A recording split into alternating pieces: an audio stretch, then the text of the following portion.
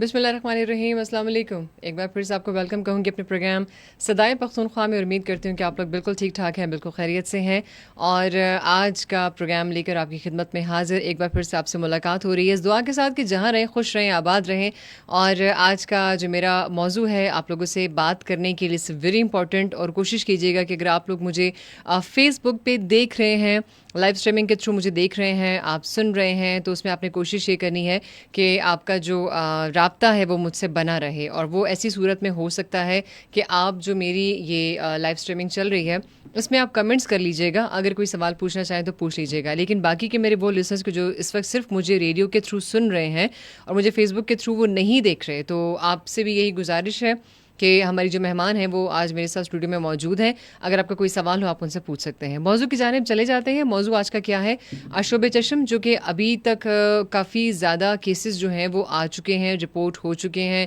बच्चे हैं, जवान हैं, बुज़ुर्ग अफराद हैं। हमारे केपी में ये काफ़ी ज़्यादा जो है वायरल हुआ है और उसका एक रीज़न यही है कि इस वक्त जो डेंगू बहुत ज़्यादा अरूज पे चला गया हमारा। जिस तरीके से वायरल इन्फेक्शंस हम कह सकते हैं कि हर वो चीज़ जिसमें आशुब चशम की बात है, डेंगू की बात है, या कॉलरा वगैरह की हम बात करते हैं, टाइफाइड वगैरह की हम बात करते हैं, इस किस्म की बहुत सारी ऐसी बीमारियां हैं।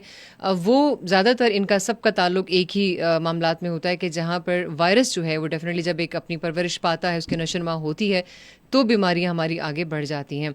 तो बिल्कुल टाइम ज़ाया किए बगैर मैं कोशिश करूंगी कि अपने प्रोग्राम का जो है बाकायदा आगाज़ तो मैं कर चुकी हूँ, उसको हम आगे लेकर चलते हैं। लेकिन इस दौरान अगर आपने कॉल करनी हो या मैसेज करना हो तो वो आप मुझे कमेंट में कर सकते हैं, बट कोशिश कीजिएगा अगर आप मुझे कॉल करना चाह रहे हैं सो आपने क्या करना है 52544143 पर 5254143 पे आप कॉल कर सकते हैं। और कोशिश करें कि प्लीज़ सवाल ज़रूर पूछेंगे, मेरा ये प्रोग्राम ज़रूर आप देखें। और बहुत सारे लोग जो इस प्रोग्राम को देख रहे हैं, अगर आपके पास ये प्रोग्राम मौजूद हो तो इसको मज़ीद आगे शेयर भी करें ताकि बहुत सारे लोगों के लिए जो है ये उनको काम आ सके और उससे इस्तेफ़ादा हासिल कर सकें। तो हमारे साथ जो है इस वक्त स्टूडियोज़ में मौजूद हैं डॉक्टर नूर, और उनको मैं वेलकम भी करती हूँ और साथ उनसे उनका इंट्रोडक्शन भी हम लेंगे, कुछ उनके एक्सपीरियंस के बारे में भी जानेंगे, फिर उसके बाद जो है वो हम मज़ीद आगे चलते हैं। अस्सलाम वालेकुम miss Noor. Thank you very much for being here. बहुत शुक्रिया जी, थैंक यू वेरी मच कि आप तशरीफ़ लाई प्रोग्राम में। सो मिस नूर, सबसे पहले तो आपसे हम थोड़ा बहुत जानना चाहेंगे आपका जो कुछ एक्सपीरियंस और फिर आपकी जो फुल डेजिग्नेशन है, ताकि जो हमारे पास आप बतौर डॉक्टर साहिबा यहाँ मौजूद हैं तो हमें पता चल सके और जितने देखने वाले हैं वो आपके बारे में जान सकें। अच्छा, मेरा नाम डॉक्टर नूरुल हुसैन है जी। मैं पेशावर आई हॉस्पिटल में as a paediatric ophthalmologist and consultant ophthalmologist के तौर पे काम कर रही हूँ। ऑलराइट। और मैंने अपना जो फर्स्ट एफसीपीएस है वो 2020 में किया है इन Right. रेल ऑफ्थल्मोलॉजी, और सेकंड एफसीपीएस इन 2023 में किया है in paediatric ophthalmology. Alright, that's really wonderful, thank you very much ma'am, बहुत शुक्रिया। अच्छा जी, तो ऑलराइट जनाब, ठीक है, मज़ीद प्रोग्राम में चूँकि आगे चलते हैं। अच्छा, बात ये हो रही थी कि अभी आज का जो मौजू है मेरा कि जिसमें अशुब चशम जैसा जो वायरस है, इस वायरल इन्फेक्शन से आंखें जो मुतासिर हो जाती हैं, तकलीफ़ बहुत ज़्यादा बढ़ जाती है, चाहे कोई भी आपका एज आपकी है और उसमें ये मतलब मामला जो है वो आ सकता है। तो आज इसी पर मैं बात करूँगी। सो नूर साहिबा, इसी को आगे हम कंटिन्यू करते हैं। सबसे पहले आपसे हम ये जानना चाहेंगे कि अशुब चशम है क्या और इसकी क्या अलामती जो है सिचुएशन हो सकती है?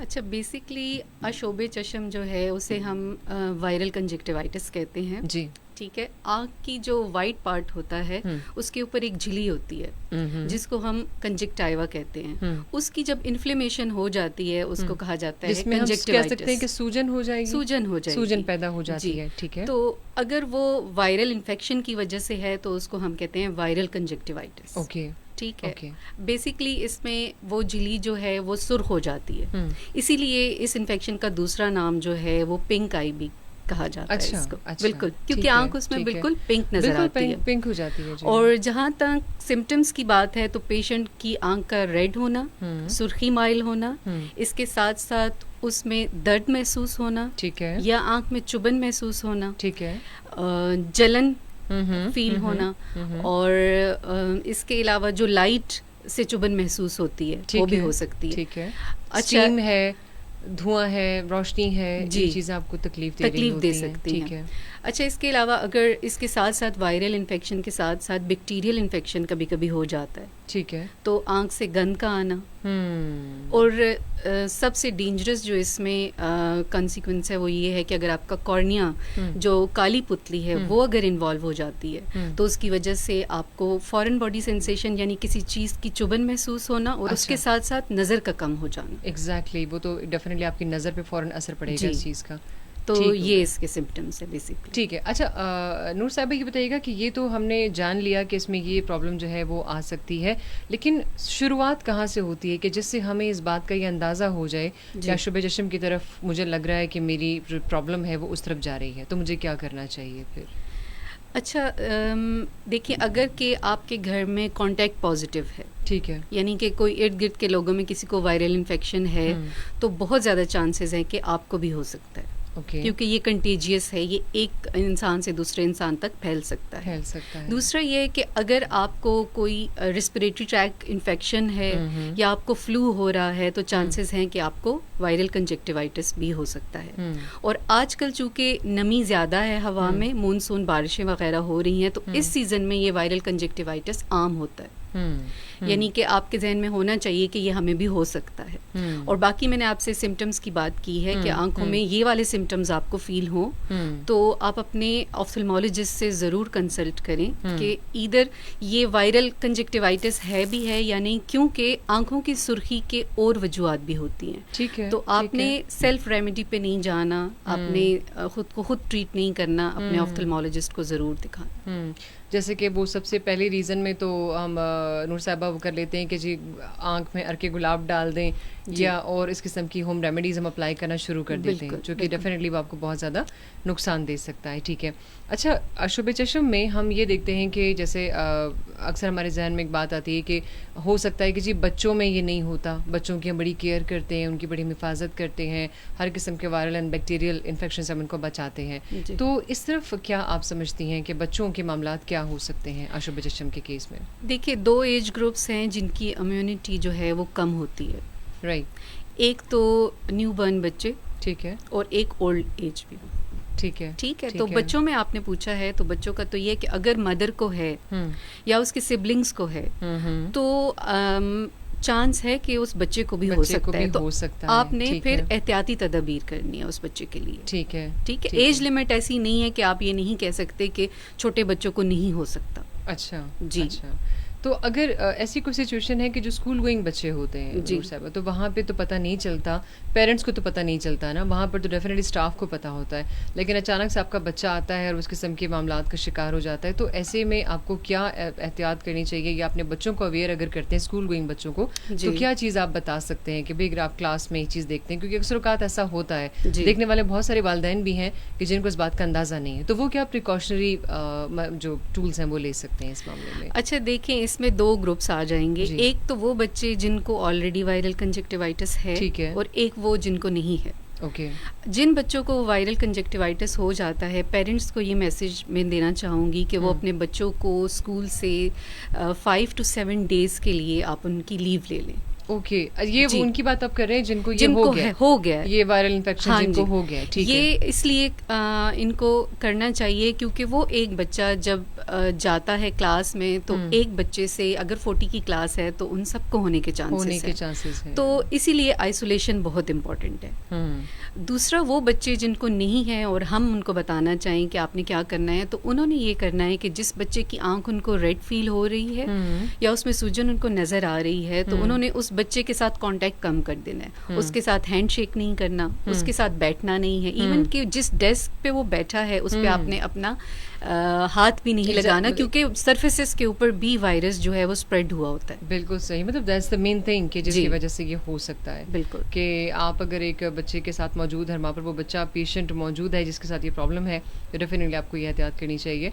अच्छा, इसमें ज़्यादा सिवियर सिचुएशन क्या हो सकती है मिस्टर? जैसे अभी तो आपने कहा कि वो अगर आपके कर्निया तक पहुंचा तो आपकी नज़र का भी वो हो सकता है, लेकिन नॉर्मली लोग इस बात को बड़ा लाइट ले लेते हैं कि बस ठीक है, मैंने डॉक्टर से पूछ लिया था, उन्होंने मुझे ड्रॉप्स लिख के दे दी थी, तो बस मामला मेरा ठीक हो गया। लेकिन किस सिवियर हद तक ये चीज़ जा सकती है? बिल्कुल, इसके 2 कंसिक्वेंसेस हैं। एक तो मैंने आपको बताया कि आपको सुपरएटेड बैक्टीरियल इन्फेक्शन हो सकता है जो कि सिवियर भी हो सकता है। ठीक है। उसकी सूरत में ये है कि आपको जो आई है उससे पसी डिस्चार्ज स्टार्ट हो जाता है और वो इन्फेक्शन आपकी आई को इन्वॉल्व कर सकता है। ठीक है।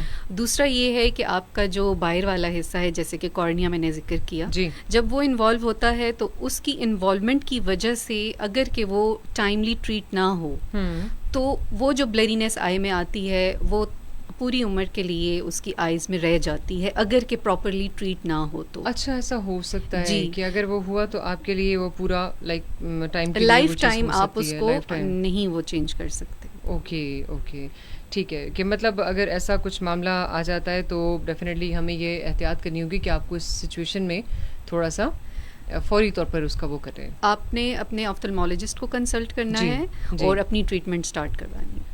ठीक है, यानी कि जल्दी ये मामला जो है आपको फौरी तौर पर इसको देख लेना चाहिए। अच्छा, मैं चूँकि कोशिश कर रही हूँ कि मैं आप लोगों की कमेंट्स भी इस वक्त यहाँ पर चेक कर लूँगी, तो काइंडली आप लोग कोशिश करें कि मुझे जो है आप लोग ज्वाइन कर सकते हैं और आप लोग मुझे अपने कमेंट्स जो हैं प्रोग्राम में आप शेयर कर सकते हैं। सो मैं इंतज़ार करूँगी कि अगर आप लोग कोई भी कमेंट करना चाह रहे हैं या कोई मैसेज करना चाह रहे हैं यहाँ पर तो आप लोग पूछ लें। और इसके अलावा अगर आप जो है लाइव कॉल करना चाह रहे हैं 525-4143 पर 5254143 पर, तो उस पर कोई सवाल अगर आपने पूछना है तो वो भी आप पूछ सकते हैं ताकि प्रोग्राम में शामिल कर लिया जाए। फ़िलहाल आप लोगों की कमेंट्स यहाँ पर मेरे पास कोई भी नहीं है और मेरे सामने चूँकि मेरी लाइव स्ट्रीमिंग मौजूद है, अगर आप पूछना चाहें तो आप पूछ सकते हैं। अच्छा नूर साहबा, मज़ीद ज़रा इस पर हम आगे चलते हैं। अच्छा, बहुत सारे अक्सर औक़ात ऐसा भी सिचुएशन आ जाती है कि हमें प्रॉब्लम ये आता है कि हम इस मामले को, जैसे मैंने आपसे कहा कि ठीक है सिवियर हो गया, आगे तक चला जाता है कि सिचुएशन, जैसे अभी आप ऑफ द माइक भी आपने एक बड़ी अच्छी बात की थी, तो मैं चाहूँगी कि आप उसको दोबारा अगर रिपीट कर दें कि जैसे मैं आपसे ये पूछ रही थी कि एक ऐसा इंसान के जो कि कहता है कि मैं तो ऐसे बिल्कुल माहौल में था ही नहीं जहाँ पर कोई पेशेंट होता, दूर दूर तक कोई वायरल ऐसा प्रॉब्लम ही नहीं था, लेकिन उसके बावजूद भी मुझे ये सिचुएशन आ गई है, तो इसके पीछे हम इस चीज़ को किस चीज़ से कनेक्ट करेंगे? देखिए, इसमें फिर हिस्ट्री बहुत ज़्यादा इम्पॉर्टेंट है।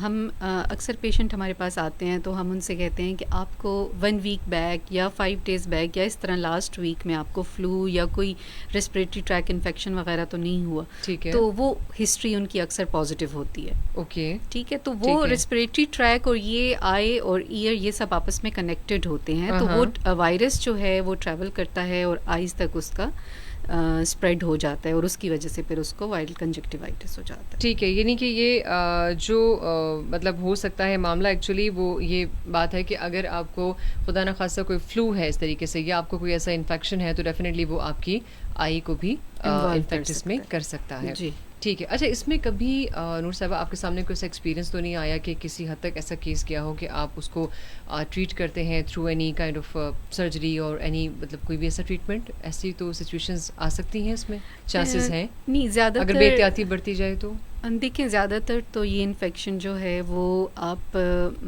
कंजर्वेटिवली ट्रीट करते हैं। ओके।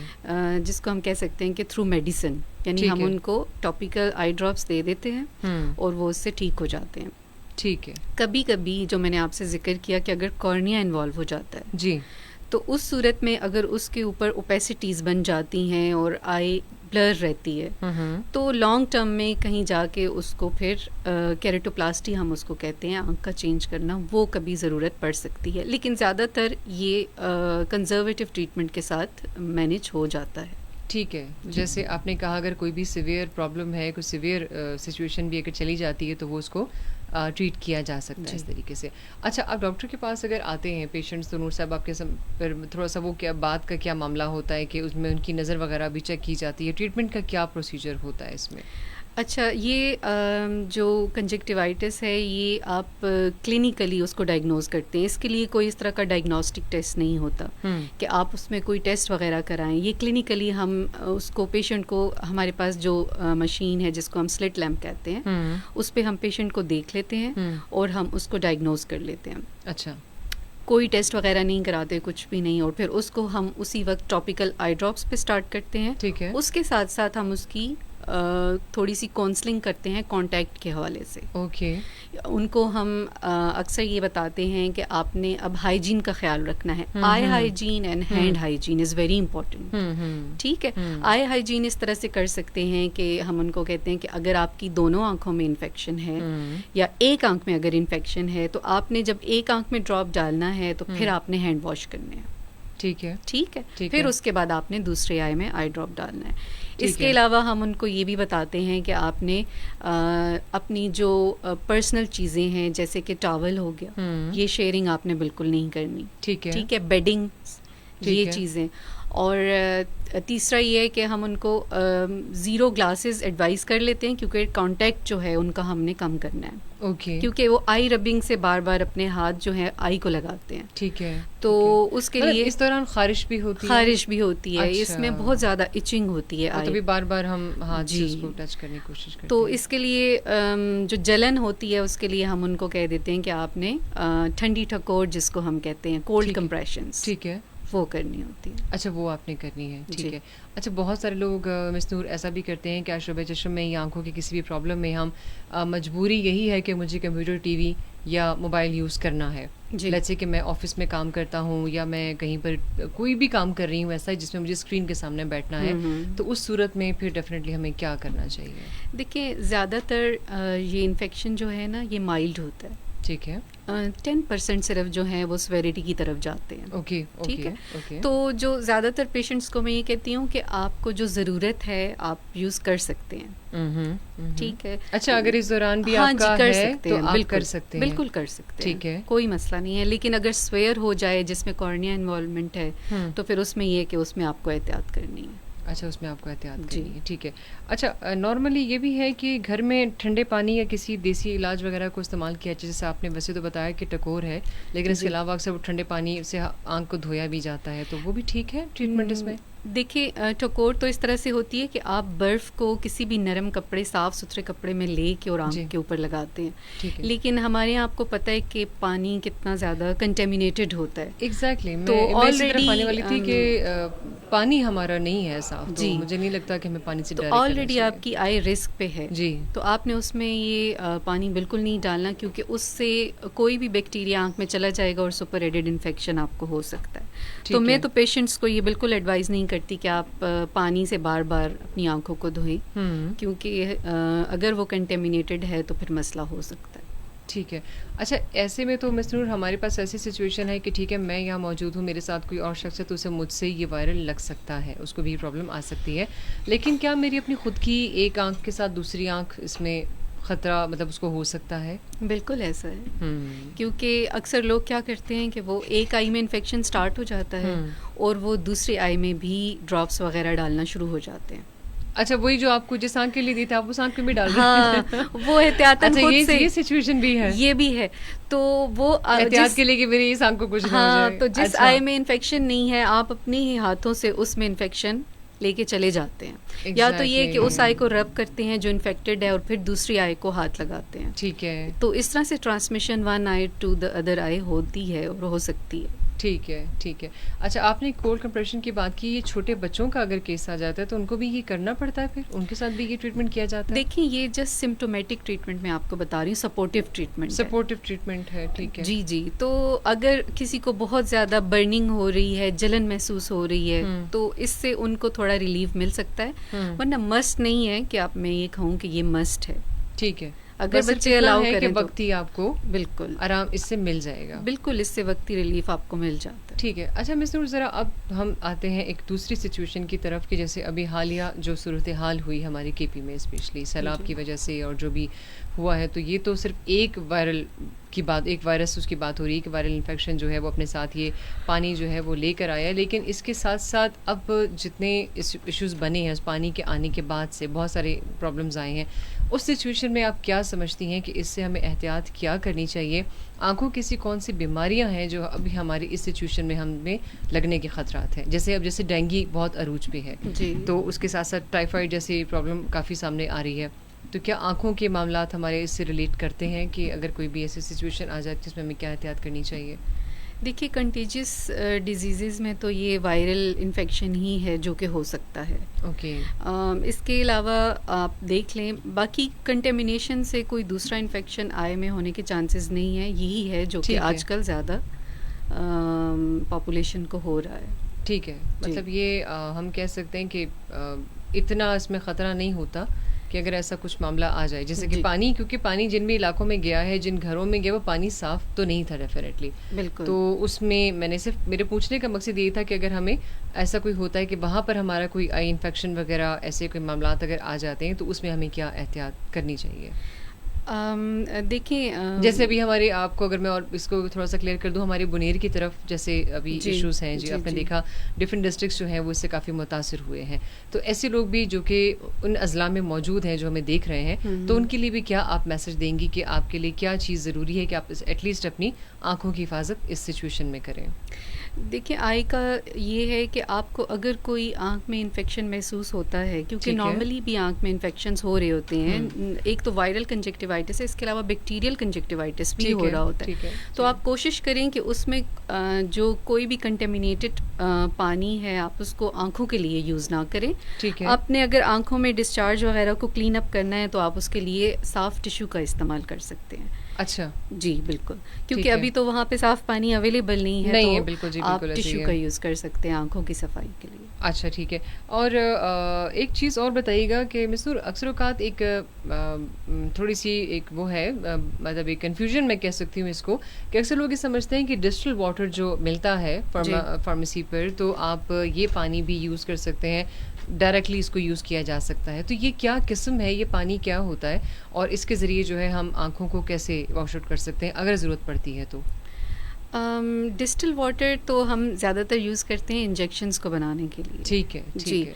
आँखों की जब भी कोई इश्यूज आते हैं और पेशेंट हमारे पास आते हैं, तो उनको जैसे कि आँख में कभी छोटे बच्चे होते हैं, कोई भी केमिकल उनकी आँख में चला जाता है या कोई भी इस तरह की चीज़, तो हम उसको नॉर्मल सेलाइन से वॉश करते हैं। अच्छा जी, अगर आपने आँख को वॉश करना होता है ना, तो उसके लिए हम नॉर्मल सेलाइन का यूज़ करते हैं। अच्छा। वो भी फार्मेसी और इन जगहों पे अवेलेबल होता है, उसके लिए आपको डिस्टिल वाटर की ज़रूरत नहीं है, उसकी आपको ज़रूरत नहीं है।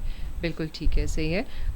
लिसनर्स, चूँकि आप लोगों के मैसेजेस अभी फ़िलहाल कमेंट्स तो यहाँ पर नहीं है, बट मैं इंतज़ार कर रही थी इसी बात के लिए कि अगर आपको कमेंट यहाँ पर करते हैं, क्वेश्चन पूछना चाहते हैं या आप कोई सवाल थ्रू कॉल करना चाहते हैं 5254-4143 पर 5254143 पे आप कॉल जो है वो कर सकते हैं, लेकिन फ़िलहाल अभी आपके कमेंट्स मेरे पास यहाँ पर नहीं आ रहे, तो अगर मुझे कमेंट्स आपके रिसीव होते हैं डेफिनेटली मैं इसे प्रोग्राम में शामिल कर लूँगी। और बाकी इसके साथ साथ चूँकि प्रोग्राम का जो ऑलमोस्ट अभी टाइम, खैर मेरे पास तो अभी इतना है, लेकिन उसके बावजूद मैं कोशिश कर रही हूँ कि अगर कोई ऐसा सवाल जो आप लोग चाहते हैं कि कोई थ्रू कॉल ले लिया जाए, 5254-4143 पे आप कॉल कर सकते हैं, तो आप हमें बता सकते हैं। अच्छा, मैं ज़रूर इसके अलावा अगर हम कोई जनरल सेफ्टी प्रिकॉशंस अगर हम लेना चाहें तो हमें क्या करना चाहिए, मतलब इस टॉपिक के अलावा अगर हम हटकर बात करें अपनी आइज़ को सेफ़ एंड हेल्दी रखने के लिए? अच्छा, एज अ पीडियाट्रिक ऑफ्थल्मोलॉजिस्ट मैं बच्चों बल्कि पेरेंट्स को एड्रेस करना चाहूँगी इस प्लेटफॉर्म से। सबसे पहले तो ये कि आजकल बहुत ज़्यादा मोबाइल यूज़ है और बच्चों का स्क्रीन टाइम बहुत ज़्यादा है, बहुत ज़्यादा। तो उस स्क्रीन टाइम की वजह से बच्चों का जो ज़्यादातर टाइम है वो इनडोर वो लोग स्पेंड कर रहे हैं, और स्क्रीन टाइम ज़्यादा होने की वजह से बच्चों में मायोपिया बहुत ज़्यादा उसकी प्रोग्रेशन के चांसेस होते हैं। मायोपिया बेसिकली दूर की नज़र का कमज़ोर होना है, अच्छा, जिसे हम नियर साइटेडनेस कहते हैं। ठीक है। तो ज़्यादा स्क्रीन टाइम की वजह से हमारे मोस्टली बच्चे जो हैं वो मायोपिक होते जा रहे हैं, यानी उनको माइनस लेंसेज की ज़रूरत पड़ती है, उनको दूर का ठीक नज़र नहीं आता। तो पेरेंट्स को ये एडवाइस है कि अपने बच्चों का स्क्रीन टाइम बिल्कुल कम कर लें, उनके लिए खुद रोल मॉडल बने कि पहले अपना स्क्रीन टाइम कम करें कि उनको देखते हुए उनके बच्चे भी अपना स्क्रीन टाइम फॉलो करते हैं, उनको फॉलो करेंगे। दूसरा मैं ये कहना चाहूँगी कि अपने बच्चों को कोशिश करें कि रोज़ाना 2 घंटे आउटडोर एक्टिविटी दें, कि जब आउटडोर एक्टिविटी बच्चे करते हैं तो उनकी विजन ब्रॉड होती है और उनकी मायोपिया प्रोग्रेशन कम होती है।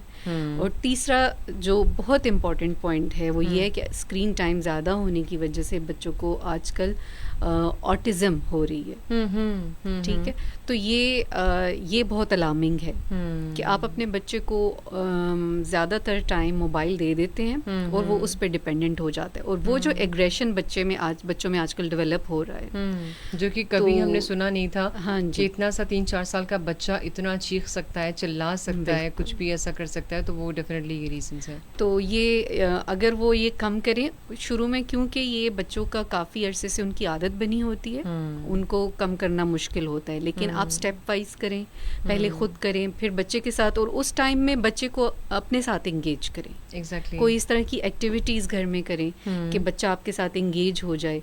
तो 1 to 2 months में इस तरह के पैटर्न से बच्चा खुद उसमें आदी हो जाएगा और खुद ही उससे मोबाइल जो है वो रह जाएगा, वो अपना स्क्रीन जो है वो छोड़ देगा। वो एग्जैक्टली बात यही आ जाती है कि आप जैसे हैं तो वैसे डेफिनेटली बच्चा आपको कॉपी कर रहा है, आपको फॉलो कर रहा है। बिल्कुल ठीक है। मिस नूर, वैसे तो आपने माशाल्लाह बहुत अच्छी बातें भी की और सारी भी तकरीबन तफसीलन थी, फुल ऑफ मैसेजेस थी, बट टिल मैं चाहूँगी कि अगर कुछ आप ऐसा मैसेज या कोई पैगाम आप देना चाहें अपने प्रोग्राम में तो हमें खुशी होगी, क्योंकि ज़ाहिर बात है कि हमारे जो डॉक्टर हजरात हैं तो उनको बड़ी मुश्किल से हम यहाँ लेकर आते हैं और हम चाहते हैं कि उनका जितना एक्सपीरियंस है, जितना उनका तजुर्बा है, तो उससे हम जो है वो फ़ायदा उठाएँ।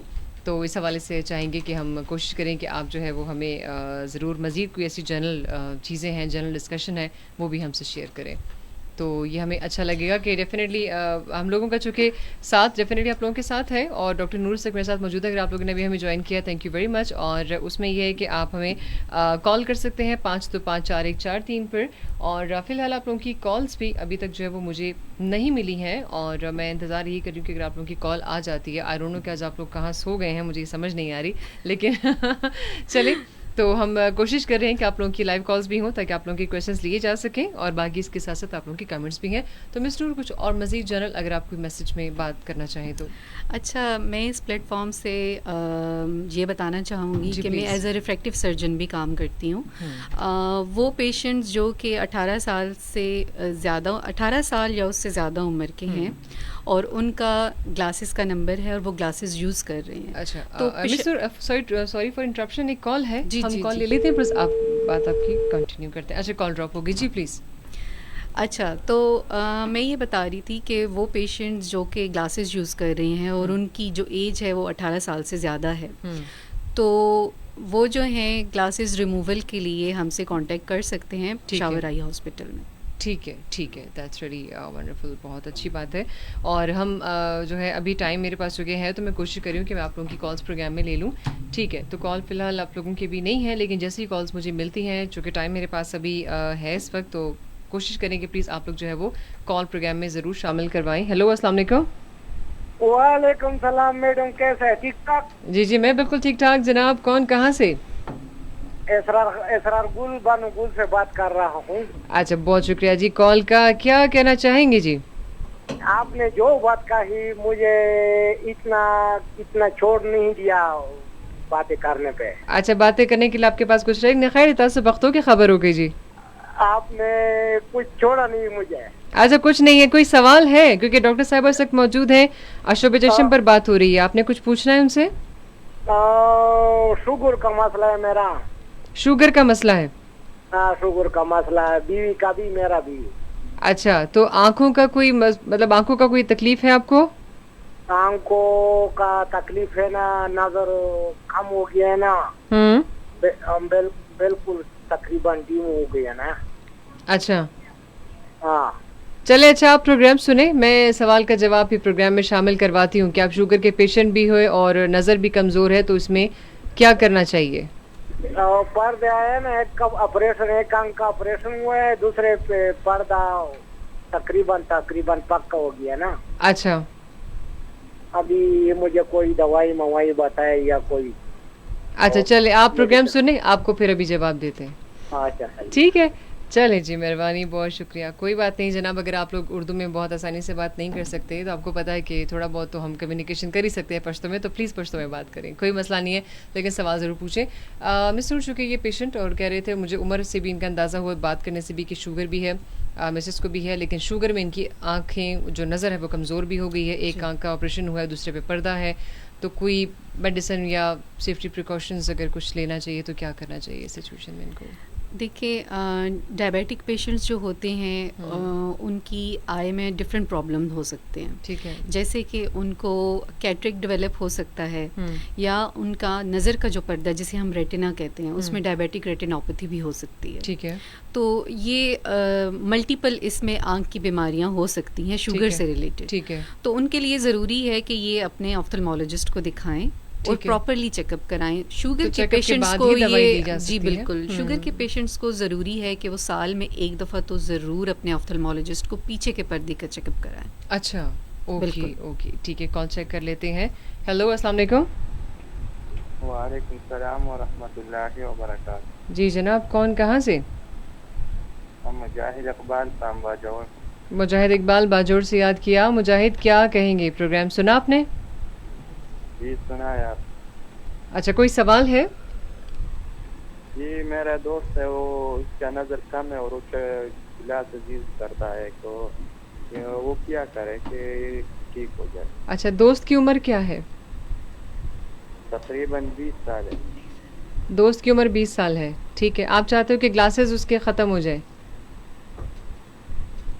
हेलो जी क्या बोला? मतलब कि उसका वो ग्लासेस उतर जाए, मतलब ख़त्म हो जाए, ये आप चाह रहे हो? अच्छा, ये चाहता हूँ। अच्छा चले, ओके, मैं अभी इसका जवाब दे देती हूँ। ठीक है, थैंक यू वेरी मच। अच्छा, आवाज़ उनको मेरी जा नहीं रही थी, प्रोग्राम वो सुन रहे हैं मिस्टर, लेकिन उनका कंसर्न ये है कि मेरा दोस्त है जो कि 20 साल उसकी उम्र है, लेकिन उसको ग्लासेस लगे हुए हैं। जी जी। तो हम ये चाह रहे हैं कि ये ग्लासेस जो हैं ये रिमूव हो जाए, तो हमें क्या करना चाहिए?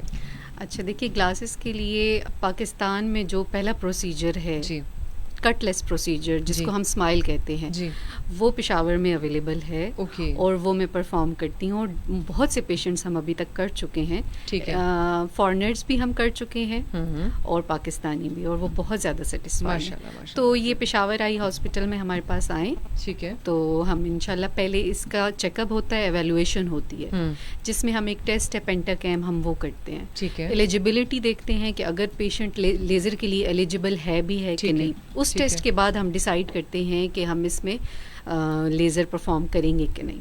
ओके। तो इनको मैं बताना चाहूँगी कि मैं पहली फीमेल सर्जन हूँ जो कि स्माइल प्रोसीजर करती हूँ। चलिए, तो ये लोग हमारे पास आए, इंशाल्लाह इनका मसला हल हो जाएगा। दैट्स रियली वंडरफुल, माशाल्लाह। चलिए, ये तो बहुत अच्छी बात है। और ऐसे मतलब इस तरह से आपको पता है कि जो भी हमारे टैलेंटेड हमारे डॉक्टर्स हैं या हमारे किसी भी तबके से शोबे से ताल्लुक़ रखने वाले लोग हैं, they are assets of our community और सोसाइटी, और इन्हीं से हम सब मौजूद हैं। ज़ाहिर सी बात है कि ज़रा से भी कोई तकलीफ आती, प्रॉब्लम आता है, डेफिनेटली हमारा एक बहुत बड़ा कंसर्न होता है इस चीज़ के लिए कि डॉक्टर से ही रब्ता किया जाए। लेकिन नीम हकीम ख़तरा जान से बेहतर ये है कि जो अच्छा डॉक्टर आपके पास मौजूद है, जैसे मिस नूर आज हमारे साथ मौजूद हैं और उन्होंने अपनी एक्सपर्टीज़ यहाँ बताई हैं, अगर आप इनसे रब्ता करना चाहें। अच्छा, वैसे अगर आपसे रब्ता किया जाए तो आपका कोई फेसबुक पेज या आपका कुछ और ऐसा कॉन्टैक्ट वगैरह के जहाँ पर जितने लोग हमारे देख रहे हैं, अगर वो रब्ता करना चाहें तो क्या कर सकते हैं फिर? तो वो हमें चाहिए होगा कि जी जी, फेसबुक पे मुझसे रब्ता कर सकते हैं, डॉक्टर नूरुल हुसैन। अच्छा ठीक है, आपका फेसबुक पेज मौजूद है डॉक्टर नूरुल हुसैन के नाम जी, से। जी। अच्छा ठीक है, चलिए, ये भी अच्छी बात है। तो उन्होंने आपको जो है वो पेज के बारे में बता दिया। अगर आप इनसे कोई भी सवाल पूछना चाहते हैं, कोई मैसेज करना चाहते हैं, वो भी आप कर सकते हैं। और टाइम जो है हमारे पास काफ़ी ख़त्म है, मैं फिर भी चेक कर लेती हूँ, अगर कॉल है तो प्रोग्राम में शामिल करेंगे। हेलो, अस्सलाम वालेकुम। अस्सलाम वालेकुम मैडम। जी वालेकुम अस्सलाम जनाब, कौन कहाँ से? मैडम अब्दुल बारी बोल रहा हूँ पेशावर से। जी ओके मैडम, बहुत शुक्रिया डॉक्टर साहिबा का, बहुत ज्यादा जो ना हमें ये रिसर्च का पता चला है कि बच्चों का ये सारी प्रिकॉशन। लेकिन ये मेरी घरवाली है, शुगर की पेशेंट है, तो हमने सुना कि आंखों पे ज्यादा इफेक्ट करती, तो उसके लिए कोई खास टॉनिक होता कि उसकी बचाव हुई? अच्छा चलिए, आप प्रोग्राम सुनते रहे, अभी वो सवाल का जवाब देती हैं। बहुत शुक्रिया। ठीक है जी, बहुत शुक्रिया, थैंक यू वेरी मच। वालेकुम सलाम। जी मिस, क्या कहेंगी कि मिसेज हैं, शुगर भी है जी, जी। और इस बात से डर रहे हैं कि शुगर आंखों को मुतासिर कर सकती है? बिल्कुल, शुगर आंखों को मुतासिर कर सकती है, लेकिन उस सूरत में जब ये कंट्रोल ना हो। अच्छा, अगर के पेशेंट को शुगर है और वो कंट्रोल है, ठीक है, और कंट्रोल का हमें कैसे पता चलेगा? इसमें अपने फिजिशियन के पास जाएंगे तो वहाँ पर एक टेस्ट होता है जिसको हम HbA1c कहते हैं।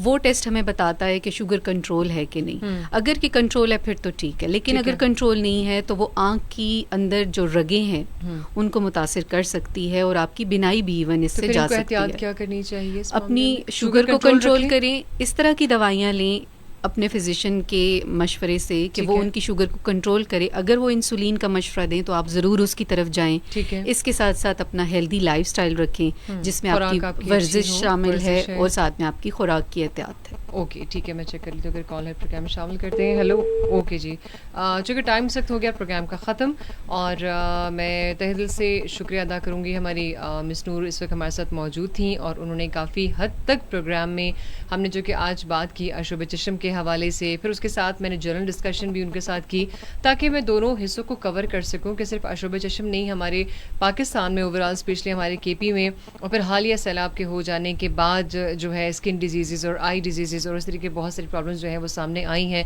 चाहे वायरल हैं या बैक्टीरियल हैं, तो उन सब का आपने ख्याल रखना है। बाकी जैसे उन्होंने अपना तस्करा भी यहाँ पर किया कि अगर आप फेसबुक पेज उनका आप देख लेते हैं, सर्च ज़रूर कर लें, डॉक्टर नूरुल हसन के नाम से हैं, तो अगर कोई भी मैसेज है, कोई भी बात है, कोई आपका क्वेश्चन है तो डॉक्टर नूरुल हुसैन सॉरी, ठीक है, डॉक्टर नूरुल हुसैन, ये आपने प्रॉपर सर्च करना है ताकि आप उनसे यहाँ पर रब्ता कर सकें। Thank you very much miss Noor, बहुत शुक्रिया आपका यहाँ मुझे दावत देने का। बहुत शुक्रिया, थैंक यू वेरी मच कि आप यहाँ तशरीफ़ लाई, और इंशाल्लाह ताला उम्मीद करते हैं कि आपसे फिर इसी तरीके से दोबारा जो है वो हमारी मुलाकात इंशाल्लाह ज़रूर। Thank you very much, thank you so much. अरे जनाब, सो अभी जो है प्रोग्राम को यहाँ पर मैंने ख़त्म करना है जनाब, चूँकि ये वाला सेगमेंट जो है हमारा, इसको मैं साइन आउट कर रही हूँ। आपसे फिर मैं मिलने वाली हूँ 3 से 4 बजे में। कोशिश ये किया करें कि आप लोगों की कॉल्स एक्टिवली मुझे मिल जाया करें इस तरह के प्रोग्राम्स में। इंशाल्लाह ताला 3 से 4 में आज मैं कुछ डेंगू पर डिस्कशन करूँगी, अगर मेरे मेहमान मौजूद हुए तो उनको भी हम कॉल पे ले लेंगे और डेंगू पर डिस्कशन की जाएगी। So thank you very much, keep watching and keep listening. Soon FM 89.4। अभी चूँकि होगी हमारी न्यूज़ ब्रेक और फिर उसके बाद मैं आपसे मिलूंगी वापस अपने कुछ और मज़ीद डिस्कशन के साथ। So till then take care and keep watching, stay tuned.